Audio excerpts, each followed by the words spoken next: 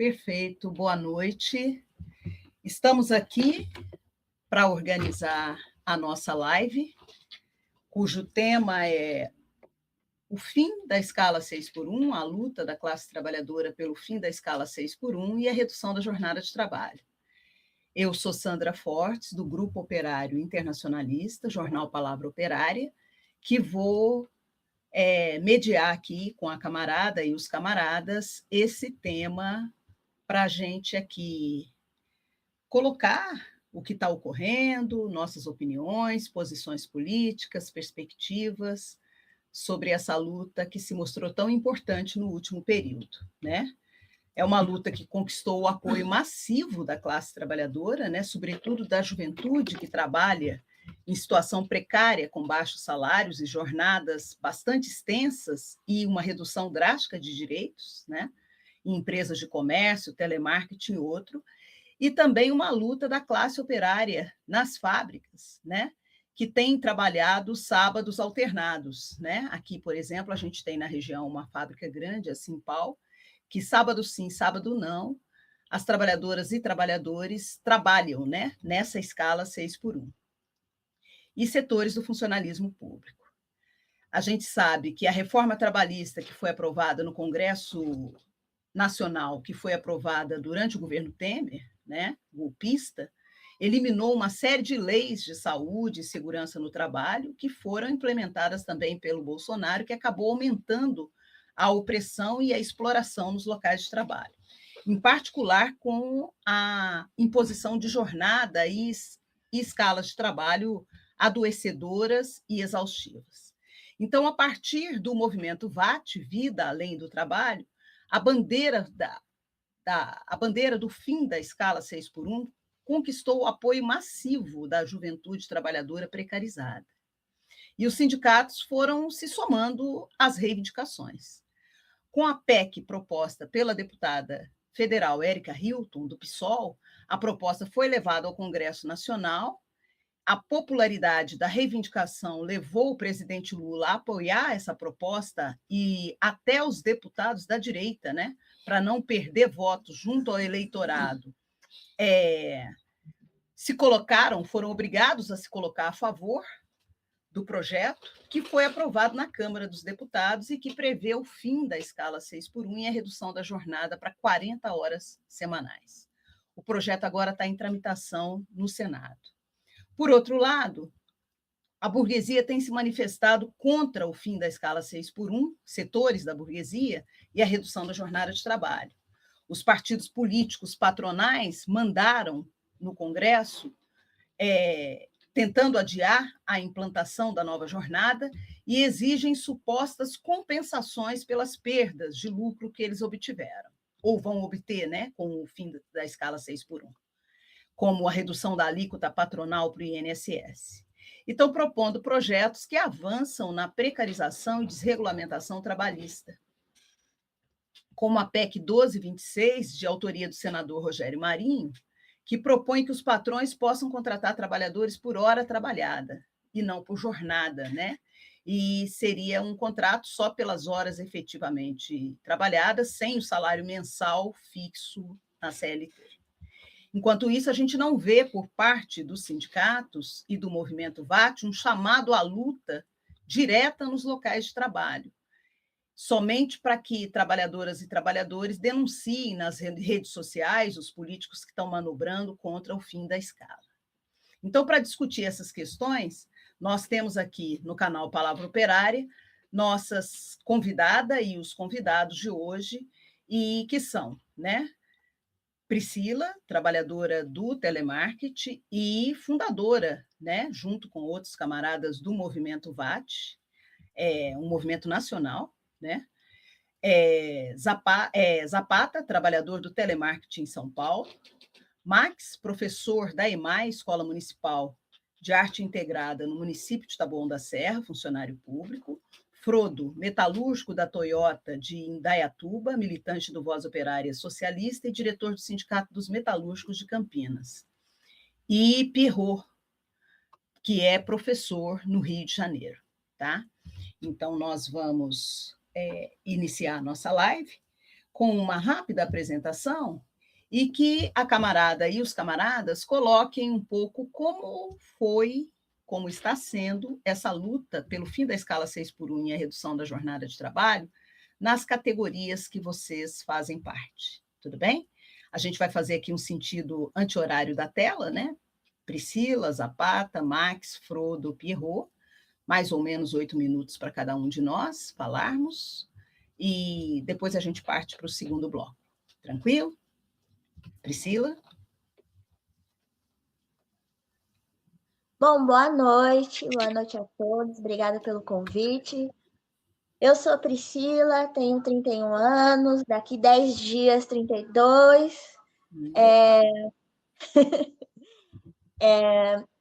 Eu trabalhei, né, durante muitos anos no setor de comércio, McDonald's, farmácia, mercado, e fugindo do comércio, né, de todo o terror do comércio e do shopping, eu fui para o telemarketing, né, porque é aquilo, né, é escravidão, mas pelo menos é 6 horas diárias, né, 6 horas diárias de exploração. Foi nesse sentido que eu encontrei, né, o movimento, antes de se chamar Vida Além do Trabalho, né, o vídeo do Rick Azevedo, e a gente se juntou aí para fazer o fim da escala 6 por 1. Então, eu participei de todas essas decisões, que pauta que a gente vai levantar, que escala que a gente vai lutar, desde o comecinho. E eu fiquei com essa parte, né, de cuidar dos grupos, de incentivar as pessoas, de dialogar com os movimentos, de organizar os atos, enfim. E o Rick ficou com essa parte de articular em âmbito, né, da política institucional, né, e a parte de influencer, né, ser a cara do VAT. E, cara, eu não sabia nem o que era militância, não sabia o que era política, não sabia o que era nada disso. Tanto é que eu falava pro Rick, vai lá falar com os políticos, porque eu não vou saber falar, eu não entendo nada disso. E eu não queria saber que ideologia, que nada, eu só queria o fim da exploração, né? Tanto é que o meu objetivo era que o Vida Além do Trabalho fosse realmente vida além do trabalho, né? Não se chamasse fim da escala 6 por 1, porque eu sempre acreditei que o fim da escala 6 por 1, com mobilização popular, poderia gerar revoga da reforma trabalhista e além de outras grandes pautas, né, com mobilização popular. Então, para mim foi, cara, eu aprendi na marra, sem saber o que é que eu estava fazendo, saía do telemarketing, ia bater na porta do McDonald's, muita gente não sabia o que era a escala 6 por 1, muito moleque me zoou e depois ficou revoltado quando descobriu que só tinha um dia de folga, que a grande maioria dos trabalhadores não sabiam que só tinha um dia de folga.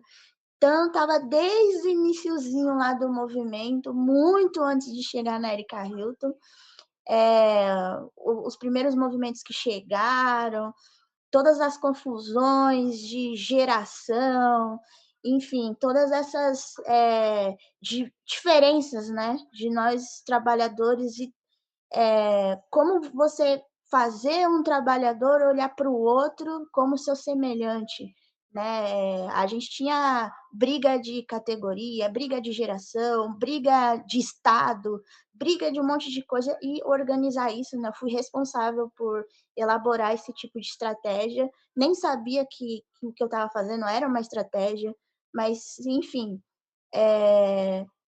Hoje eu até 2024 eu via com um brilho no olhar, né, sobre a pauta fim da escala 6 por 1, mas a partir de 2025, 2026, eu já vejo com uma decepção muito grande, uma frustração muito grande, né, porque a partir do momento que você, ao invés de você estimular a mobilização popular, você transforma em fã-clubes, né, ali já não é uma pauta trabalhista, né, o fim da escala 6 por 1 está perdendo cada vez mais essa característica, né, o povo está voltando a ser dependente, né.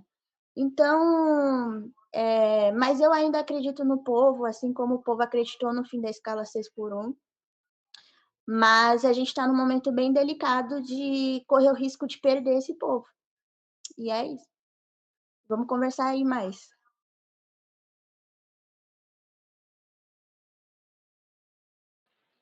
Minutos e 43. Você não gastou seu tempo todo, você tem 3 minutos e 46. Vamos seguir, que aí, se você quiser seguir usando, tranquilo, tá bom, Priscila? Obrigada, Zapata. Bom, olá a todos. Bom, tô utilizando o nome de Zapata aqui até mesmo para preservar um pouco a minha identidade também. Porque eu sou trabalhador de call center, mas também vim da área de logística. E também da área de vendas, logística. Sabe? E hoje me vejo no call center porque foi uma forma que eu encontrei de ter meio período, pelo menos. Trabalhar meio período e ter uma renda extra. Porém, como você é no call center, você começa a ver também outras pessoas. Zapata, desculpa interromper. Aumenta seu som. Quem que tá muito baixo? Ah, agora tá. Está melhor? O som? Sim, está melhor. Ah, sim. Quando você entra no call center, você começa a ver que aquela escala de trabalho que deveria ser uma escala que você diz, isso aqui vai me ajudar a fazer outras coisas, já fazer uma faculdade, ter tempo para poder fazer outras coisas por fora. Mas não, aquilo acaba tomando seu tempo. Oferecendo assim, o 6x1. E você vê muitas pessoas também que entram com essa mesma ideia, vou ter mais tempo de trabalhando 6 horas por dia. Mas acaba sendo uma ilusão. Porque muita gente entra ali, tem que é mãe, tipo, entra ali que, tem mais tempo pra ficar com o teu filho, às vezes acaba, tem mais tempo pra cuidar do filho também fora, mas perde também esse tempo. E eu fiz cara expondo pra mim, foi tipo, eu falei, difícil, mas também como a Priscila falou, meu cara, eu conheci um trabalhador, Aurel Zapata, olha isso pro outro. Com licença, Zapata, desculpa, sua voz está sumindo. Não ouvindo a voz? Isso, ela vai baixando. Se você puder, vai baixando a voz. Isso, agora tá bem. Agora está o som aqui. Som, né?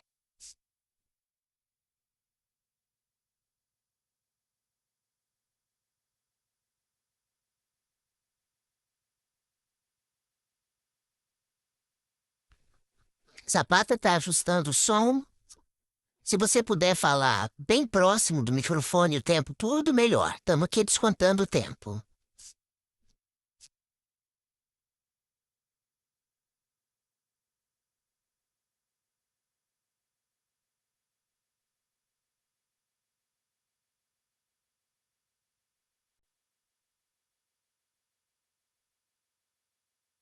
Zapata?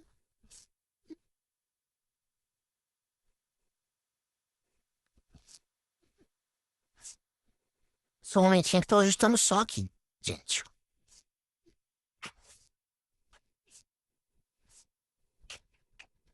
Consegue escutar melhor agora? Sim, se tiver baixando o som, a gente vai interromper e avisar, tá bom? Ah, sim, ótimo. Não, tudo perfeito. Então, no caso do fim da escala 6x1, como começamos a lutar pelo fim da escala 6x1, o difícil é você convencer o trabalhador de que redução de carga horária é bom para ele. Às vezes olhar para, às vezes convencer o trabalhador que vai haver redução, mas sem a redução de salário também. Porque muitos pensam, vai reduzir a carga horária, mas vai acabar reduzindo meu salário também. Eu vou deixar de ganhar. Porque é o principal que eles pensam, é a coisa mais, tipo, básica de todas. Porque é você ter que manter o seu ganha-pão no final do mês. É isso que o trabalhador não quer perder.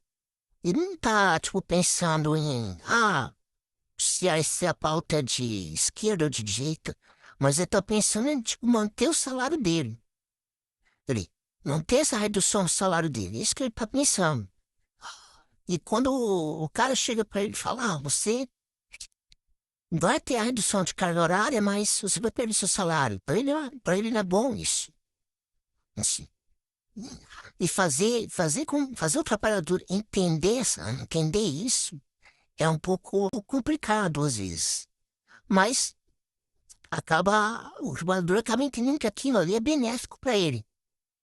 É ótimo para ele. Inclusive, até hoje mesmo, estamos conversando com os colegas e eles falam: Poxa, conseguimos uma vitória na Câmara dos Deputados. Conseguimos, tipo, uma redução de carga horária. Olha, e muitas vezes não entendem o que é política. Não entendem que tem aprovação na Câmara dos Deputados, tem aprovação também no Senado também. Tem que passar pelo Senado. Ou seja, você tem que estar explicando também isso, que tem que ter esse processo também.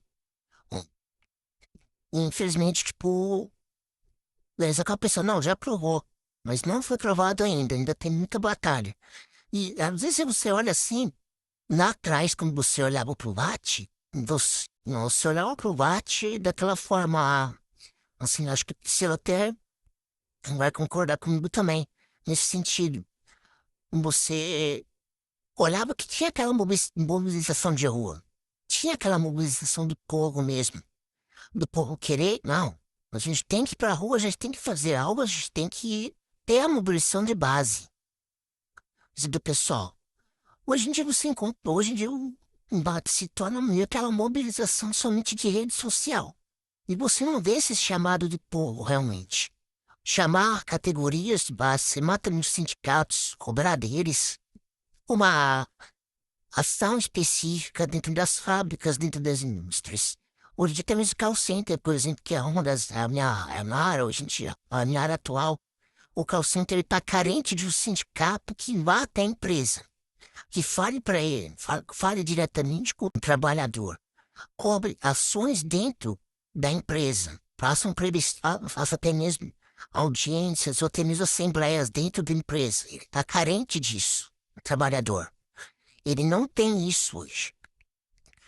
E o VAT antes dele puxava justamente isso, o trabalhador para a rua para falar, ó, você tem que cobrar seu sindicato, você tem que fazer isso aqui, você tem que ir para a rua também. E hoje ele perdeu um pouco disso, infelizmente. Eu creio que com esse aparelhamento do pessoal também, infelizmente ele perde um pouco dessa mobilização do trabalhador, de base. E essa mobilização, ela é importante, até mesmo essa fase que tá passando de aprovação no Senado. Com a mobilização de rua, ó, essa proposta seria aprovada, tipo, já de imediato. Não teríamos senadores pensando em fazer uma PEC para aumento de carga horária, se tivéssemos uma mobilização de rua. Não teríamos, assim, qualquer tipo de hipótese sim, de ir contra o fim da escalação, contra a aprovação dessa PEC. Inclusive, até mesmo alguns empresários já entenderam que a aprovação do fim da escalação já é realidade. Porque tem empresas que já estão mudando. Elas já estão migrando para, enfim, da 6x1 para 5x2. Já temos empresa de call center também. Já tá uma mudança de 6x1 para 5x2. Infelizmente, tipo, o call center ele tem 36 horas. E o que acontece? Como ele já tem 36 horas, já está reduzido. A carga horária deles já é reduzida. Quando vai para uma 5x2, a empresa call center, ela quer fazer com que o trabalhador trabalhe 9 horas por dia. Faltam 2 minutos, Zapata. Então, finalizando por aqui, o que seria importante mesmo para ter uma aprovação, para ter uma luta concreta, é a mobilização de base. é o povo na rua, não tem como.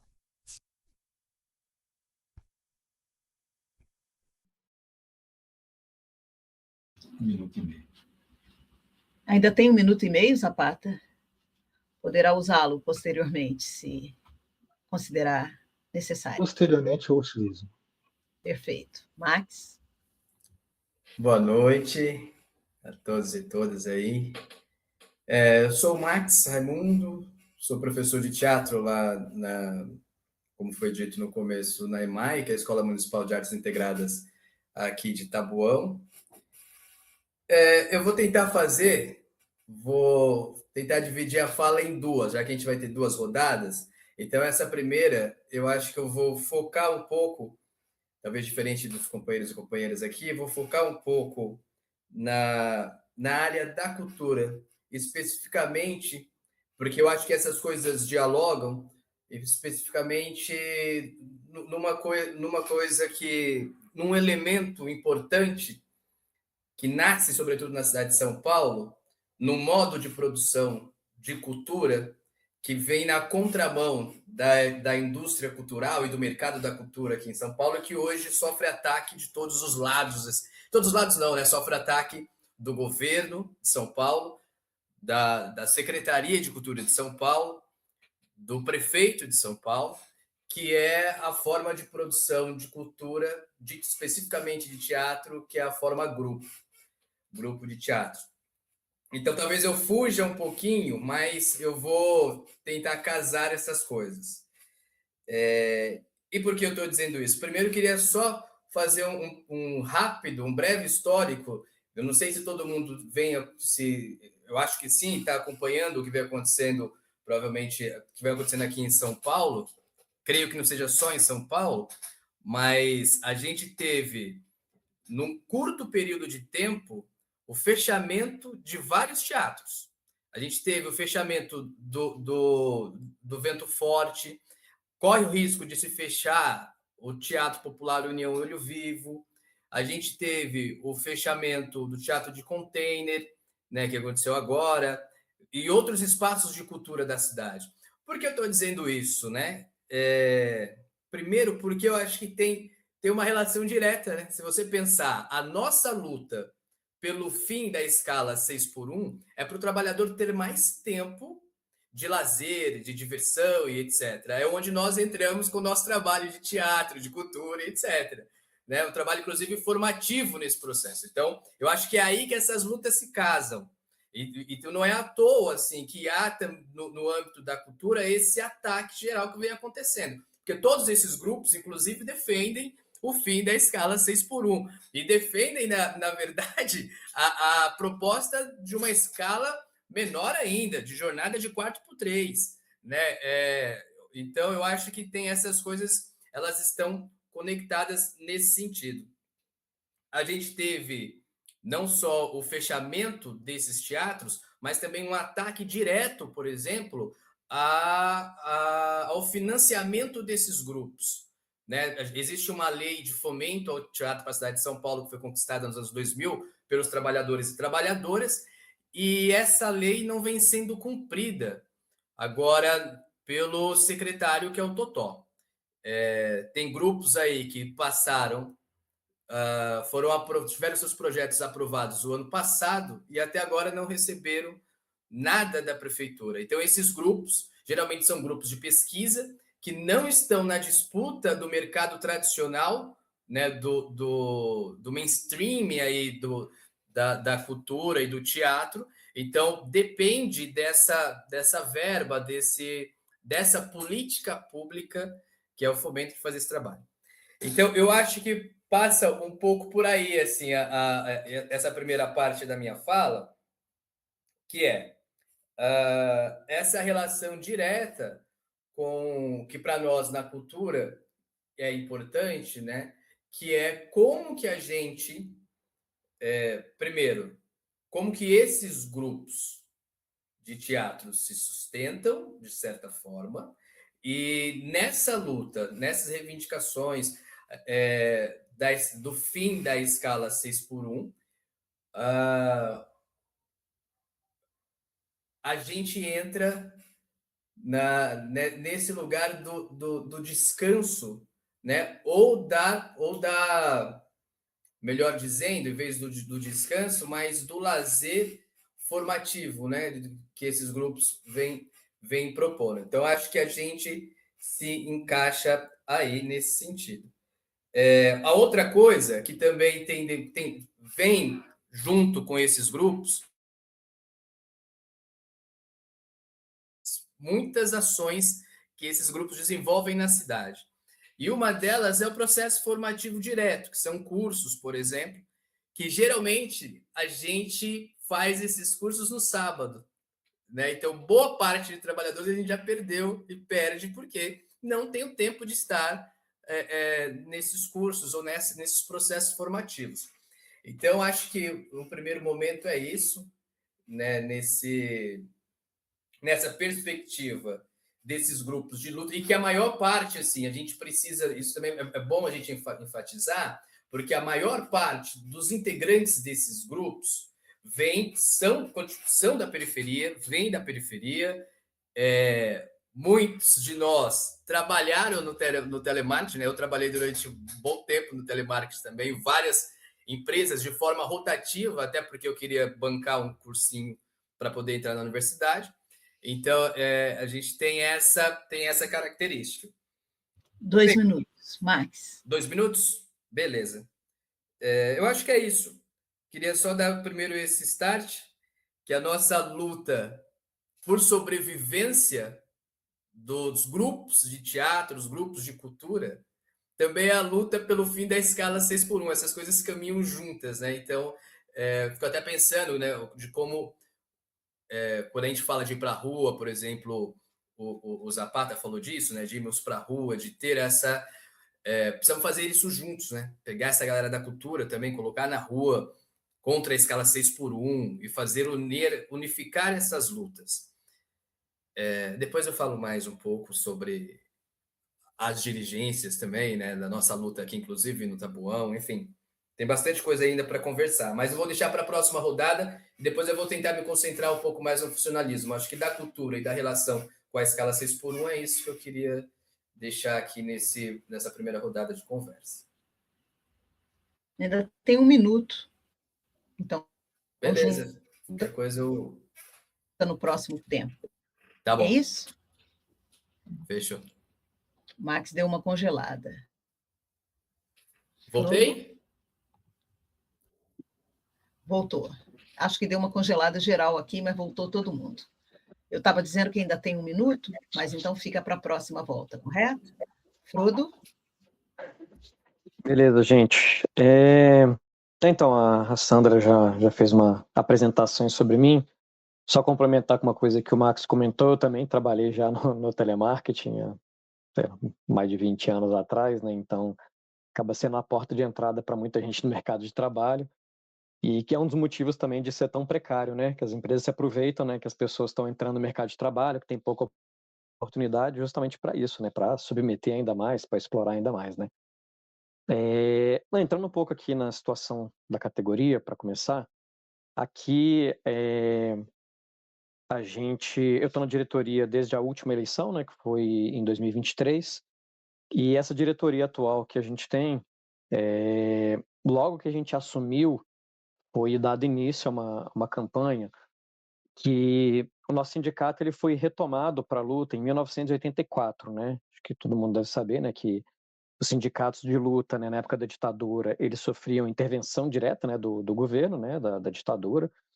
E em 84 foi quando o pessoal que era oposição na época conseguiu retomar o nosso sindicato para a luta. Então, 2024, né, fazendo 40 anos.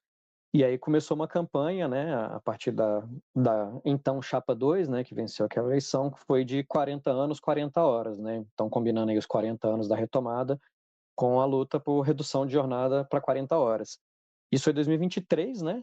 Então, assim, o VAT já existia, mas isso foi um pouquinho antes, né, de tomar repercussão nacional, né, e todo esse espaço, né, que a gente vê até hoje. E era uma discussão que ela ia para um pouco além disso, né? Então, tinha a ver com redução de jornada sem redução de salário, né, que é uma palavra de ordem aí tradicional dos movimentos. Também tinha a ver com o fim do trabalho aos sábados, né, que se materializa também na questão do fim da escala 6x1, e também que os terceiros turnos não entrem nos domingos à noite. Então, tem muita empresa que roda 3 turnos e que o pessoal do terceiro turno é o primeiro pessoal que começa, né, a trabalhar no domingo à noite, né? Então, uma coisa assim, né, escabrosa, né? A pessoa está jantando com a família domingão à noite e já tem que sair para trabalhar para começar a sua jornada semanal ali. Então, eram esses 3 itens, eram não, ainda são, né, que é uma campanha permanente do sindicato. Então, a gente tem uma categoria que tem de tudo, desde nós na Toyota, que a jornada já é de 40 horas há, sei lá, 20 anos também, né, fruto de muita luta também, como empresas que é isso, que trabalham 6x1 mesmo e tal, com 40 horas. Então, assim, tem sido possível, né, essa conquista, né, em algumas empresas, mas é isso, vai muito de onde se consegue mobilizar, né? Então, essa questão da correlação de forças, ela é uma questão que para tudo na vida, né, e em especial na luta, ela é essencial, né? Se você não consegue ter uma mobilização de fato, uma organização por baixo, é muito difícil que você consiga, né? Então, se já é difícil, né, individualmente, numa negociação de campanha salarial, imagina para todo o país, né, que é o âmbito que a gente está fazendo esse debate. Nesse sentido, né, indo para essa situação mais nacional e situação atual, é muito importante essa redução, né? Então, esse projeto que foi aprovado na Câmara, por um lado, ele tem um aspecto que é bastante importante, que é esse, né, de redução da jornada, né, de 44 horas, né, oficiais, que é o que a gente tem desde 1988, né, na Constituição, para 40 horas, e em escala 5x2, então, assim, para uma parcela bastante considerável da classe trabalhadora, isso vai ser uma vitória bastante importante. E nesse sentido, né, obviamente, a gente acha que temos que lutar, sim, para que seja aprovado, porque é isso, né, significa um alívio imediato, né, se não para toda a classe trabalhadora, mas para amplos setores, então não temos dúvida que isso é bastante positivo. Mas eu queria aproveitar também, porque a gente tem que fazer o debate, porque tem um outro lado da moeda, que são as armadilhas, né, que tem no meio do caminho. A primeira delas, e mais visível no momento, são as iniciativas no Senado para impedir, né, que esse projeto aprovado na Câmara passe, né. Então, tem surgido de tudo, assim, né, a mais recente agora, né, que eu acho que saiu hoje ou ontem, né, numa publicidade aí das confederações patronais, né, Confederação da Indústria, do Transporte, da Agricultura, né, do Agronegócio, que é uma PEC, acho que é PEC 12, se eu não me engano, que eles dizem que mantém a CLT, só que o trabalhador escolhe qual vai ser o regime de jornada. Eu não confesso que não me adentrei tanto exatamente assim na proposta, mas é isso, é mais uma das tantas propostas de flexibilização, né, que eles adoram chamar de modernização, mas que não tem nada de moderno, na verdade, é um retrocesso histórico, né, se passa esse tipo de coisa. Então, sem sombra de dúvida, esse tipo de iniciativa, né, e de apelo, de propaganda patronal, é importante que a gente combata, né, porque é isso, tenta ludibriar a classe trabalhadora, tenta fazer a classe trabalhadora achar que trabalhar mais é vantagem para ela, né. Você chega até a falar que a pessoa vai ganhar mais se ela trabalhar mais, né, que é uma lorota sem tamanho, né. Em geral, quanto mais você trabalha, menos você ganha, né, às vezes até em termos absolutos, inclusive, né. Agora, além dessa armadilha, eu queria destacar também algumas outras que sumiram também de alguns debates, né, em especial de algumas organizações. Primeira coisa tem a ver com o caminho até aqui, né, então todo mundo esqueceu que o governo Lula não estava defendendo essa pauta, começou a defender nos últimos meses, que foi só chegar perto das eleições, né, e o Flávio Bolsonaro tá ali colando nele nas pesquisas, que começaram a ter um monte de iniciativa, né, bastante propaganda. 2 minutos. Tá. Bastante propaganda na mídia, né, vocês devem estar vendo, então, o que tinha até então do governo era o Luiz Marinho falando que isso não era questão de governo, que isso era questão de negociação, né, sindical, negociação com a empresa e tudo mais, que é um absurdo. Não se fala mais que tinha projetos anteriores que já tratavam de reduzir a jornada para 36 horas, não se fala mais, inclusive, que o próprio projeto que a Erika Hilton apresentou foi deixado de lado por esse projeto agora que o governo coloca, né? Então, existe sim um caráter bastante eleitoreiro, né, nesse projeto que está sendo levado adiante. Então, essa é uma das contradições que, por um lado, é um avanço em relação ao que se tem, mas, por outro, significa abandonar um momento que a discussão está muito, né, em alta no país e perdeu uma chance, inclusive, de ter um avanço muito maior, né, e passar uma proposta rebaixada, né, por motivos, sem sombra de dúvida, eleitoreiros. Agora, para ir fechando, gente, tem duas coisinhas bem rápidas que eu acho que a gente deveria tratar também. Primeiro que, assim, não é possível vida além do trabalho no capitalismo. Isso é uma coisa que eu acho que é importante a gente entrar nesse debate, porque a tendência, ainda mais na situação que a gente está hoje no mundo, que é de estagnação econômica, é de aumentar a exploração, né? Piorar ainda mais as condições de vida da nossa classe, que já é bastante precária. Então, a vida está cada vez mais cara, o salário cada vez mais não chega até o fim do mês, o trabalho em si está cada vez pior. E nesse sentido, né, a mudança da escala de 6x1 para 5x2, boa parte da classe trabalhadora vai aproveitar para fazer mais bico, para trabalhar mais, inclusive, para complementar. Então, um debate que a gente deveria estar fazendo não é só de sem redução de salário, e sim de aumento geral dos salários. Porque o que mais aperta as pessoas hoje em dia, além da falta de tempo, é mais ainda a falta de condições de sobrevivência, né? Por isso que a pessoa sai do trabalho e vai fazer Uber, essa coisa toda. E uma segunda coisa para fechar mesmo, é essa questão que, né, já foi dito aqui, de que não é debatido que o essencial não são as instituições, não, o parlamento, o governo. Pelo contrário, eles estão esvaziando as ruas, estão subordinando o movimento, né, originário da classe trabalhadora por essas instituições, que são as instituições que no cotidiano governam para os interesses dos grandes empresários, dos patrões, seja qual for o governo, né? E que serve para manter de pé o capitalismo, né? Então, exemplo que a gente tem que tomar e que está sendo boicotado aí pela grande mídia e pelos debates nacionais é o que está fazendo a população trabalhadora boliviana nesse momento, né?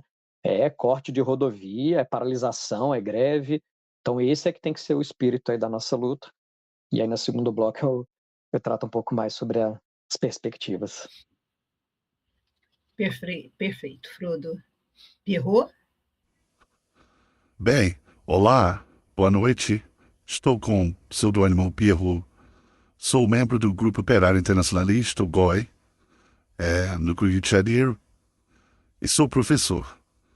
Acho que gostei bastante da fala de todos os camaradas. Essa pauta do fim da 6x1, a redução da jornada de trabalho sem redução salarial, é de extrema importância, assim, é um dos temas que eles vêm considerando e vêm acompanhando já desde o seu início. E acho que hoje o que eu tenho para acrescentar é que dentro do meu trabalho eu tenho um contato muito próximo com jovens, adolescentes que estão iniciando agora no mercado de trabalho, estão tendo seus primeiros contatos com o mercado de trabalho. E ali todo dia, conversando com eles, tenho uma boa relação, e eles me contam as histórias, me contam como está sendo. Eu faço esse processo de acompanhamento por interesse, curiosidade, companheirismo com meus alunos. E acho que dentro de todas as discussões também, o que me pasma muito e me interessa muito é como que essa relação do adolescente ali, do jovem adulto que está iniciando dentro do mercado de trabalho, como que ela começa desde seus primórdios já se envenenada por toda a estrutura de trabalho que o capitalismo coloca sobre o proletariado. Assim, as relações de abuso dentro do ambiente de trabalho, as relações de sobrecarga, alguns deles trabalham na escala 6x1, outros não, mas desde o início já é possível perceber ali essa semente da preparação, né? Da preparação desses futuros trabalhadores de 6x1, se tudo continuar lindo e belo dentro do capitalismo. Então, acho que é muito importante esse voltado olhar também para o processo de conscientização dessa juventude e de acompanhamento dessas primeiras gerações com o trabalho. Assim, não é incomum de ouvir reclamações falando sobre condições de trabalho, práticas abusivas, esse processo que vai chegando, que vai cerceando toda a liberdade, todas as possibilidades de existência do trabalhador, seja ele um trabalhador mais jovem, iniciando agora ou não, que tem muito parecido para mim nesses últimos meses, nesses últimos tempos de trabalho e de acompanhamento, como um processo de acostumar mesmo a juventude, que é isso, trabalhar é ser explorado, trabalhar é ter seus direitos não respeitados. Quando se tem direitos, né? Trabalhar é isso. É entrar nessa máquina de moer gente e ter que aceitar, não ter que questionar.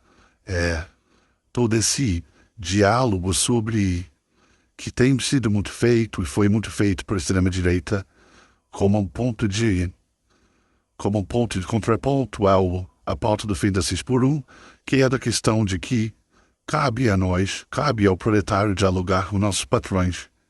Cabe a nós resolver. Isso não é uma coisa que deva ser estabelecida. Cada um faz de um jeito. E essa lógica já está presente desde os primeiros contatos dos adolescentes com o mercado de trabalho. Porque lá dentro eles não têm seus direitos muitas vezes respeitados, têm regimes de trabalho que são massacrantes, com pouco tempo para se alimentar, pouco tempo de pausa, acúmulo de funções.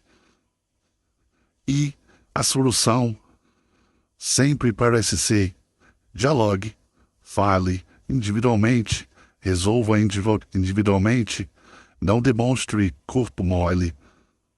Então, eles vão compartilhando essas coisas comigo, eu faço ali meu processo de compreender o que eles estão falando, minhas análises, e venho preocupado bastante como que essa nova geração de trabalhadores que estão tendo esse primeiro contato agora com o mercado de trabalho, como que eles já estão sendo inseridos, não que antes fosse muito diferente, mas o quão normal e o quão rotineiro é essa percepção de que é isso. A gente entra, é moído, sorte de quem tem, entre aspas, um chefe mais bonzinho, que compreende mais suas necessidades, mas, independente se o meu aluno tem um suposto chefe mais bonzinho ou não, todos têm, por exemplo, pouquíssimo tempo para se alimentar, que isso acho algo revoltante, assim, independente da carga horária de trabalho. Se é mais ou menos, assim, ninguém se alimenta em 15 minutos, ninguém se alimenta em 10 minutos. Então, para mim, isso é um processo muito agressivo de acostumá-los, sabe? Acostumá-los a um regime de massacre. Porque onde eu atuo, que não irei mencionar, onde eu atuo, é um local que não tem grandes mobilizações políticas, não existe muito esse debate público acontecendo a todo momento. Então, tem um ambiente político muito estagnado, fortemente direcionado para a direita. Então, não existem muito poucos esses diálogos sobre direitos, esses diálogos sobre organização popular. E os jovens não escapam dessa lógica. Então, eu venho hoje com essa proposta mesmo de a gente dialogar e trazer esses meus contatos com essa juventude, com seus primeiros contatos no mercado de trabalho, e refletir também sobre como que eles são envenenados desde jovens, desde pequenos, desde a mais tenra idade, para acostumar e não reclamar e não ou achar estranho. Ok. Não acharem estranho. Não acharem estranho esse processo de desrespeito, de profundo desrespeito. É isso. E meus 1 e pouquinho restantes eu guardo para o próximo momento.